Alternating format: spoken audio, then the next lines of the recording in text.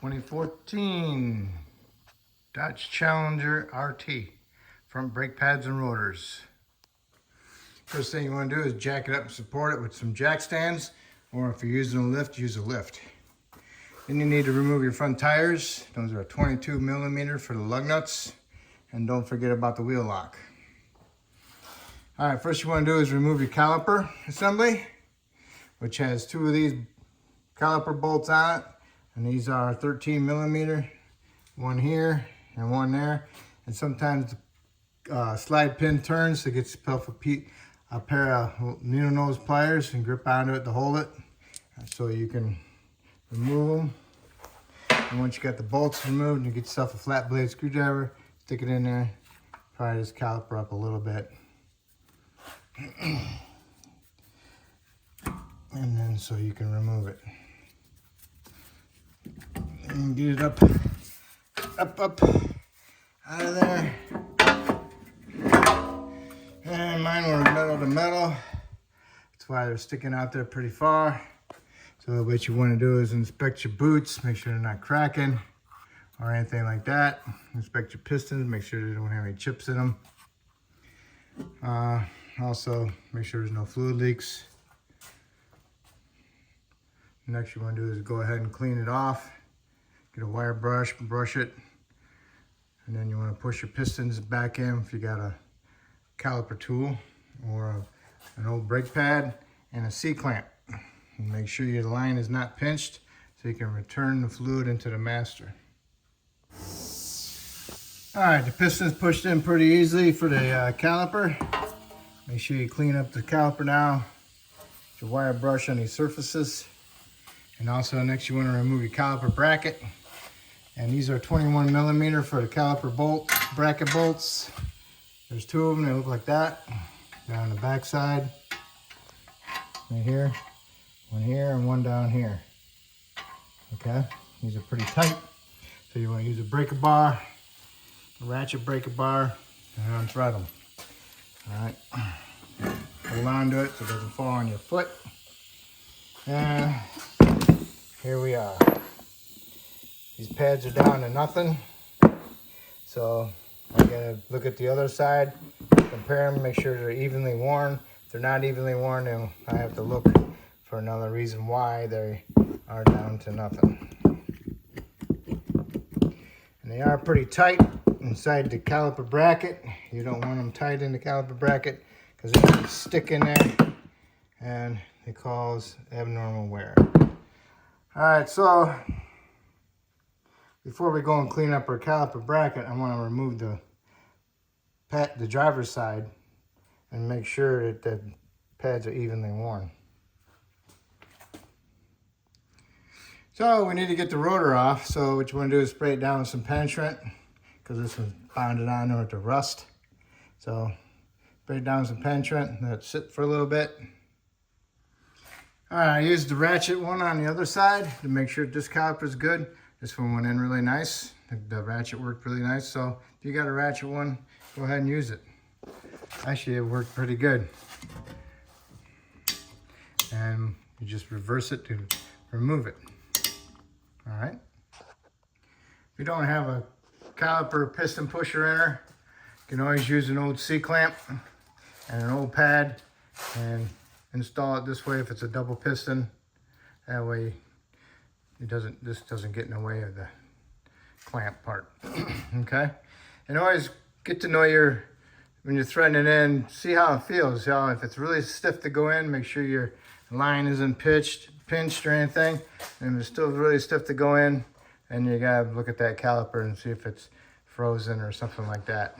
Okay, and also those caliper the piston pusher inners, sometimes they're too fat and they won't fit into some calipers. So, all right, driver's side is down to nothing. I'd say that's pretty equal.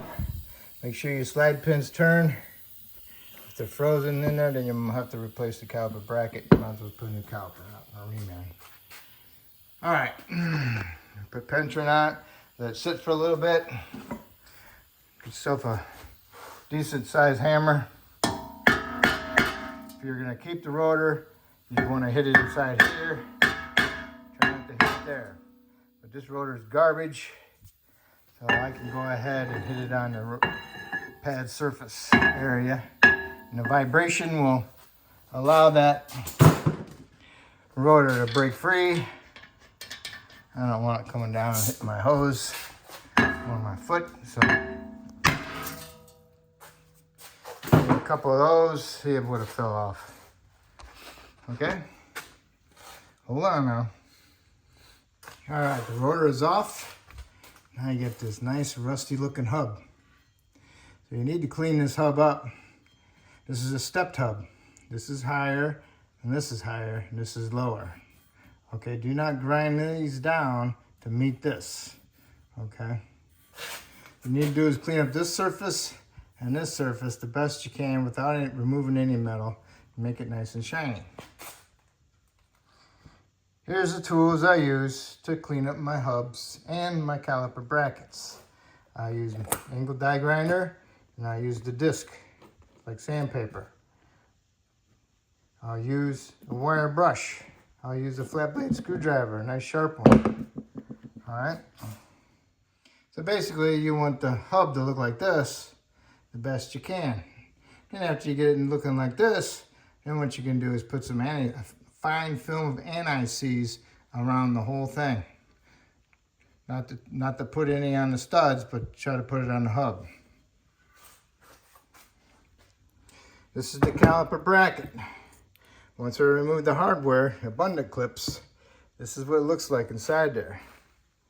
All rusty. What does rust do? It expands. And when it expands against the pads, it doesn't allow the pads to move freely. So you want to get rid of that rust in there, and you want to clean it up and then paint it. You want it to get it to look like that, basically. And then go ahead and paint it.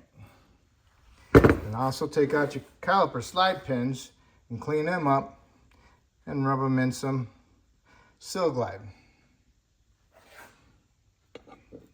Stick them in there and work it in there.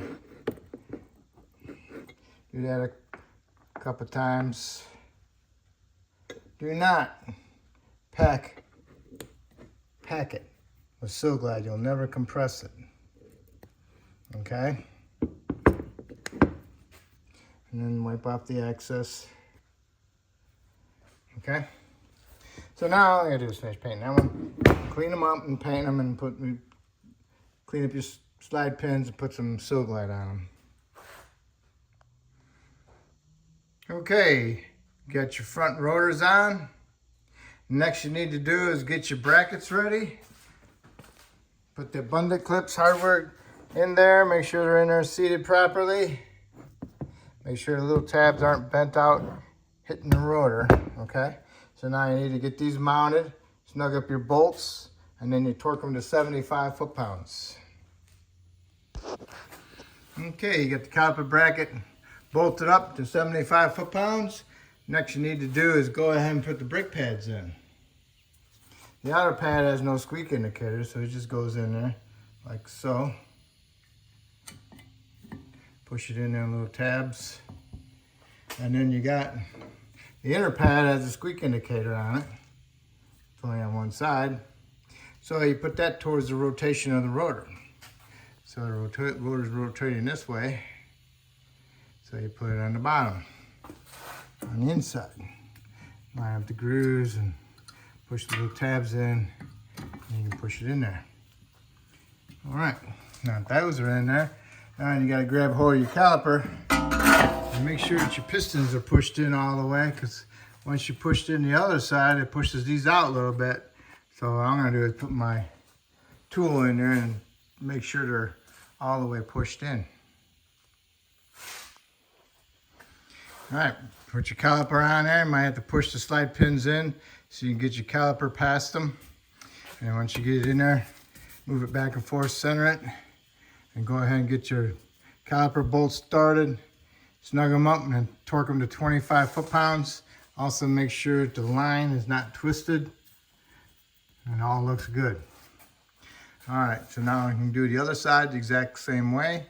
And then once you get that side done, what you want to do is put your tires on Torque the lug nuts to 140 foot-pounds. Lower the vehicle to the ground. Go inside the car. Start it up. Push the pedal to the floor a couple times. That way you're pushing the pistons out and you're taking up the gap because you push the pistons in. And make sure you got a decent pedal, because if you don't have a decent pedal, so when you go to put it in drive or reverse, you won't have no brakes. So make sure you do this beforehand. And once you're done, you can shut it off and go underneath the hood and double check your fluid level in the brake reservoir and top it off as needed. And make sure you look at it to make sure it takes .3 or .4. Okay, so that will complete your front brakes. Hopefully I helped you out. If I helped you out, hopefully you can help me out by subscribing to me. And I appreciate it. And good luck.